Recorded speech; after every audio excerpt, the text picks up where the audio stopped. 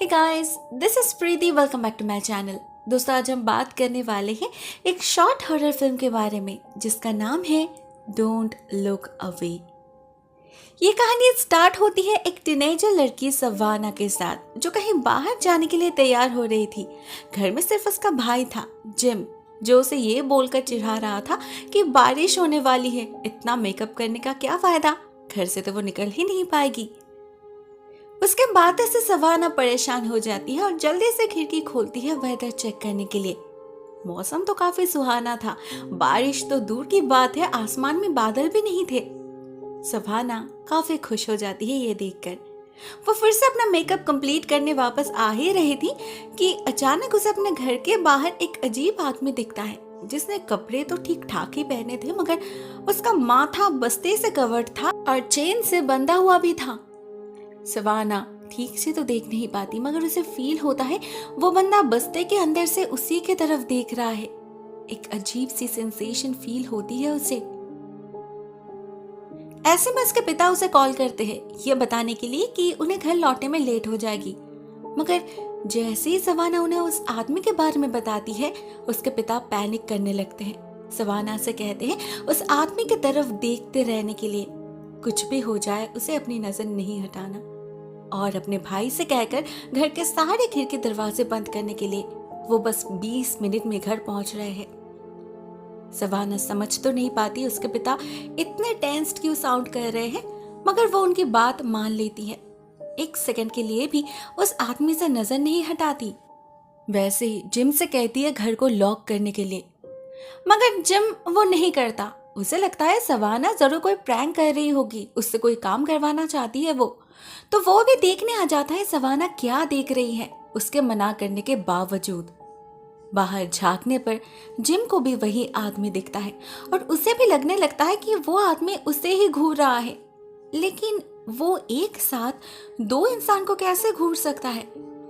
ऐसे में सवाना को लगता है उन दोनों में कोई एक अगर उस आदमी पर नजर रखे तो वही काफी है, उसे तो बस एंगेज्ड रखना है।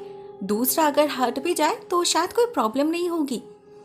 तो वो जिम को उस आदमी पर नजर रखने के लिए कहकर खुद जाती है घर के डोर्स एंड विंडोज लॉक करने।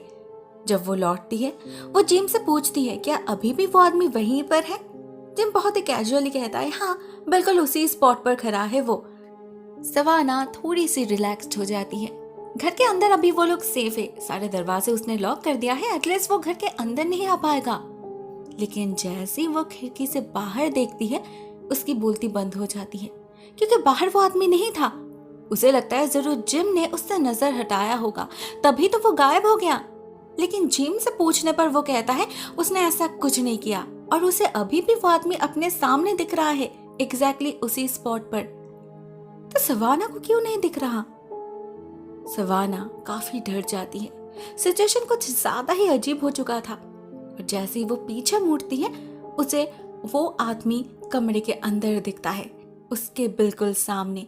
जबकि जिमी को तब भी वो आदमी घर के बाहर ही दिख रहा था, एक इंच भी हिला नहीं था वो। इसका एक ही मतलब हो सकता है, सवाना ने अपनी नजर हटाई थी, इसीलिए उस आदमी ने मूव किया, उसके पास आ गया वो। शायद इसीलिए उनके पिता ने नजर हटाने से मना किया था। अभी सवाना और जिम दोनों के लिए उस आदमी का पोजीशन डिफरेंट था, एक को अपने बिल्कुल पास दिख रहा था तो एक को दूर। सवाना और रिस्क लेना नहीं चाहती थी तो वो जिम से कोई मदद नहीं लेती, क्योंकि वो नहीं चाहती थी वो उस आदमी से नजर हटाए। सवाना खुद उस आदमी की तरफ देखते हुए ही खुद को बचाने के बारे में सोचने लगती है। उसे आइडिया आता है क्यों ना वो इस आदमी के आंखों को ही कवर कर दे, अगर वो कुछ देख नहीं पाएगा तो चेस भी नहीं कर पाएगा। सवाना वैसा ही करती है, जल्दी से ड्रॉयर से टेप निकालती है और उसके आंखों के ऊपर लगा देती है। अब उसके आंखें ढक चुके थे तो वो सवाना को देखेगा कैसे? इसका मतलब वो जरूर सेफ है। यही सोचकर सवाना उससे नजरें हटाकर अपने पिता को कॉल करने लगती है, मगर ये उसकी सबसे बड़ी भूल थी। वो आदमी तब भी उसे देख पा रहा था और उसके पीछे मुड़ने के साथ साथ वो सवाना पर हमला कर देता है। इससे होता ये, सवाना खुद तो खतरे में पड़ती ही है, साथ में अपने भाई को भी डाल देती है, क्योंकि ऑब्वियसली उसके चीखों से जिम एकदम से चौंक जाता है और पीछे मुड़ता है चेक करने के लिए कि क्या हो रहा है। मगर उसे यह भी याद था कि उसे अपने सामने उस आदमी पर भी नजर रखना है। अब ये दो काम वो एक साथ तो नहीं कर पाएगा, इसलिए उस मोमेंट पे वो और कुछ नहीं सोचता, भागता है अपनी बहन को बचाने। तब तक वो आदमी सवाना के ऊपर चढ़ के उसके आंखों को निकालने की कोशिश कर रहा था। जिम उसे पीछे से पकड़ लेता है और दोनों में हाथापाई शुरू हो जाती है।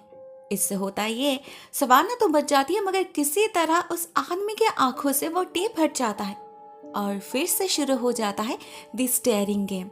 दोनों भाई बहन फिर से एक बार एक साथ एक ही आदमी को घूरने लगते हैं। लेकिन कब तक? ऐसे कब तक वो लोग खड़े खड़े उस आदमी को घूरते रहेंगे? इसका कोई तो सोल्यूशन होगा ना। इतने में फॉर्चुनेटली उनके पिता घर वापस आ जाते हैं। उन्हें तो वो आदमी दिख नहीं रहा था, मगर सवाना और जिम के देखने के तरीके से वो समझ जाते हैं वह आदमी कहाँ है। तो वो उसके सामने एक आईना रख देते हैं, ऑफ कोर्स उसके तरफ ना देखकर ही।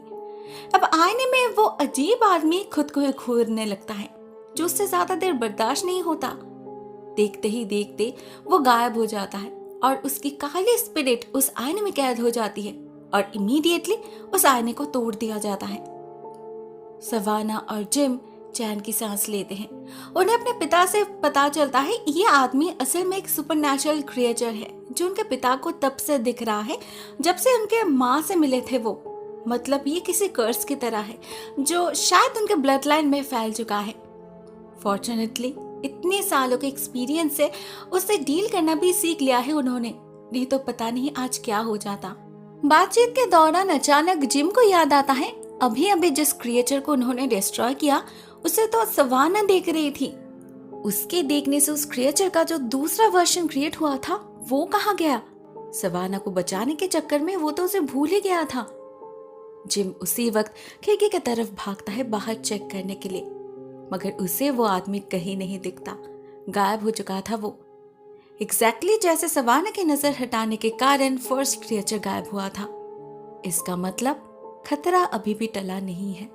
दूसरे क्रिएचर का आना तो अभी भी बाकी है, कब आएगा वो तो नहीं पता, मगर आएगा जरूर।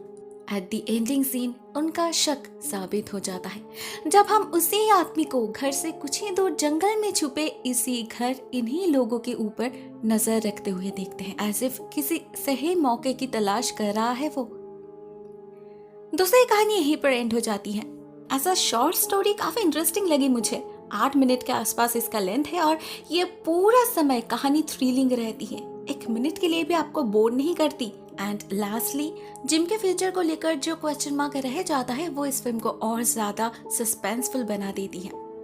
मुझे तो ये फिल्म बहुत ही ज्यादा पसंद आई, इजीली अवेलेबल भी है, आपको आसानी से ये फिल्म YouTube पे मिल जाएगी, लिंक मैं डिस्क्रिप्शन बॉक्स में डाल दूंगी। आज के लिए बस इतना ही दोस्तों, thank you so much for watching this video. बहुत जल्द मिलते हैं किसी और नई वीडियो के साथ, तब तक के लिए टेक केयर, टाटा।